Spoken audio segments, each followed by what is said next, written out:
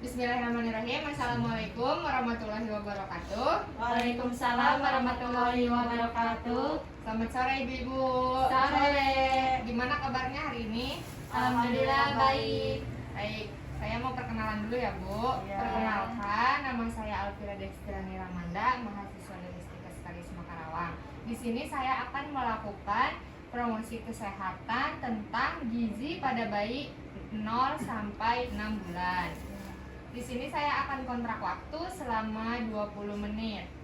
Gimana ibu-ibu, apa ibu-ibu bersedia? Iya. Nah, pada waktu tersebut yang pertama itu pembukaan 3 menit, tahap apersepsi 2 menit, materi 2 menit, dan sesi tanya jawab dan penutup 5 menit. Apakah udah bisa dimulai, Bu? Bisa. Langsung saja ke materinya ya, Bu. Iya.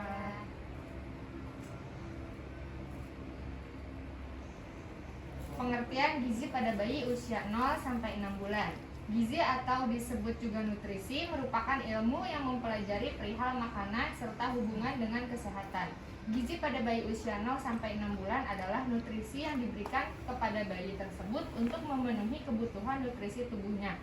Gizi yang terbaik untuk bayi usia 0 sampai 6 bulan adalah ASI eksklusif. Tujuan gizi pada bayi usia 0 sampai 6 bulan yaitu yang pertama memelihara kesehatan dan memulihkan dari sakit, yang kedua pertumbuhan dan perkembangan jasmani serta psikomotor, yang kedua mengembangkan kemampuan bayi untuk menerima bermacam makanan dengan berbagai rasa dan tekstur, yang keempat mengembangkan kemampuan bayi untuk mengunyah dan menelan, yang kelima melakukan adaptasi terhadap makanan yang mengandung kadar energi yang tinggi, yang ketujuh untuk mendidik kebiasaan makanan yang baik, yang kedelapan ada kepuasan. Kan pada pada gizi yang baik untuk bayi usia 0 sampai 6 bulan itu kan ASI eksklusif. Di sini saya akan menerangkan tentang pengertian ASI ya, Bu. ASI adalah emulsi lemak dengan larutan protein, laktose dan garam-garam organis yang disekresi oleh kedua buah kelenjar payudara ibu sebagai makanan utama ASI. ASI eksklusif adalah air susu ibu yang diberikan kepada bayi sebagai bahan makanan pokok. ASI eksklusif diberikan pada bayi sejak umur 0 sampai 6 bulan. Hanya diberikan ASI saja tanpa makanan tambahan lainnya, termasuk susu formula, air gula, madu, air putih, atau makanan tambahan apapun. Untuk komposisi ASI, ASI memiliki kandungan yang dibutuhkan oleh bayi seperti protein, mengandung asam amino esensial, taurin yang tinggi untuk pertumbuhan mata, yang kedua karbohidrat, yang ketiga lemak. Lemak ASI merupakan sumber kalori, sumber vitamin yang larut, sumber asam lemak yang esensial. Yang keempat ada mineral. ASI mengandung mineral yang lengkap sampai umur 6 bulan. Yang kelima ada air. 88% dari ASI terdiri dari air yang berfungsi untuk meredakan rasa haus untuk melarutkan zat-zat yang ada di dalamnya. Yang keenam vitamin. Vitamin dalam ASI lengkap, diantaranya vitamin A, vitamin D, dan vitamin C. Yang ketujuh kalori. 90% dari karbohidrat dan lemak, 10% dari protein. Manfaat ASI bagi bayi. Yang pertama, membantu bayi memulai kehidupannya dengan baik. Yang kedua, kolostrum atau susu jolong atau susu pertama mengandung antibodi yang kuat untuk mencegah infeksi. Selanjutnya, ASI mudah dicerna oleh bayi. Kalori dari ASI memenuhi kebutuhan bayi sampai usia 6 bulan. Komposisi sesuai kebutuhan bayi, perkembangan psikomotorik bayi lebih cepat, menunjang perkembangan penglihatan, memperkuat ikatan batin antara ibu dan anak. Yang selanjutnya, manfaat ASI bagi ibu. Ada pemberian ASI selama beberapa hari pertama membuat rahim berkontraksi dan cepat memperlambat pendarahan. Lalu mempercepat penurunan berat badan. Ibu menyusui yang haidnya belum muncul, kecil kemungkinan untuk hamil kembali atau bisa disebut menunda kesuburan. Selanjutnya, penting bagi ibu untuk mencurahkan kasih sayangnya kepada bayi, mengurangi kemungkinan kanker payudara dan ovarium, mencegah anemia, defisiensi zat besi. Manfaat ASI bagi keluarga, mudah dalam proses pemberiannya, tidak perlu persiapan khusus, mengurangi biaya rumah tangga. Bayi yang mendapat ASI jarang sakit sehingga dapat menghemat biaya untuk berobat. Manfaat ASI bagi negara, penghematan untuk subsidi anak sakit dan pemakaian obat-obatan, penghematan devisa dalam hal pembelian susu formula dan perlengkapan menyusui, ASI selalu bersih dan bebas hama yang menyebabkan infeksi, mendapatkan sumber daya manusia yang berkualitas. Lalu keunggulan ASI. Yang pertama, mengandung semua zat gizi berkualitas tinggi yang berguna untuk pertumbuhan dan perkembangan kecerdasan bayi. Yang kedua, ASI mengandung zat penolak atau bisa disebut antibodi yang dapat melindungi bayi dari berbagai penyakit infeksi.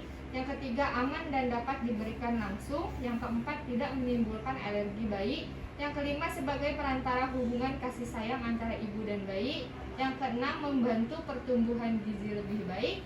Yang ketujuh, kemungkinan tersedak kecil karena bentuk payudara yang sedemikian rupa. Yang kedelapan, ekonomis dan praktis. Yang kesembilan, tidak akan pernah basi. Yang kesepuluh, mudah dicerna oleh bayi. Lalu di sini ada hal-hal yang mempengaruhi produksi ASI. Yang pertama ada makanan ibu. Apabila ibu makan secara teratur, cukup mengandung gizi yang dibutuhkan, akan membantu terbentuknya ASI. Makanan ibu harus memenuhi jumlah kalori, protein, lemak, vitamin, serta mineral. Selain itu, minum lebih banyak dari biasanya 8-2 gelas sehari. Yang kedua, ketenangan jiwa dan pikiran. Faktor kejiwaan akan mempengaruhi produksi ASI, misalnya perasaan yang tertekan, sedih, kurang percaya diri, dan berbagai ketegangan. Volume ASI akan menurun, bahkan tidak ada sama sekali. Yang ketiga, penggunaan alat kontrasepsi. Penurunan produksi ASI biasanya terjadi pada ibu yang menggunakan kontrasepsi pil. Jadi kalau misalkan ibu menggunakan alat kontrasepsi minum pil, itu bisa mempengaruhi produksi ASI-nya ya Bu.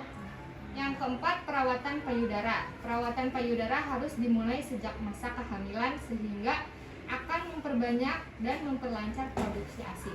Yang kelima, pola menyusui bayi. Menyusui bayinya setiap 2 jam siang dan malam hari, sementara hal ini akan menambah ketersediaan ASI. Menyusui selama 10-15 menit di setiap payudara. Jadi gantian ya Bu, sebelah sini 15 menit, sebelah sini 15 menit. Baik Ibu, materi sudah saya sampaikan. Bagaimana, apakah Ibu mengerti? Mengerti. Apakah ada yang mau ditanyakan terlebih dahulu Bu sebelum saya tutup? Saya mau nanya soal yang tadi ya. Hal-hal apa saja sih yang mempengaruhi produksi ASI pada ibu? Oh iya, yang pertama itu ada makanan ibu, yang kedua ketenangan jiwa dan pikiran, yang ketiga penggunaan alat kontrasepsi, yang keempat perawatan payudara, yang kelima pola menyusui bayi. Gimana Bu? Apakah mengerti? Mengerti. Baik Ibu, ada yang ditanyakan? Saya mau bertanya. Ya. Tadi kan ada 2 manfaat ASI ya, Iya. bagi bayi sama bagi ibu. Ya. Saya mau bertanya yang bagi ibunya itu manfaatnya apa aja ya? Oh, ya. Manfaat ASI bagi ibu itu yang pertama, pemberian ASI selama beberapa hari pertama membuat rahim berkontraksi dan cepat memperlambat pendarahan.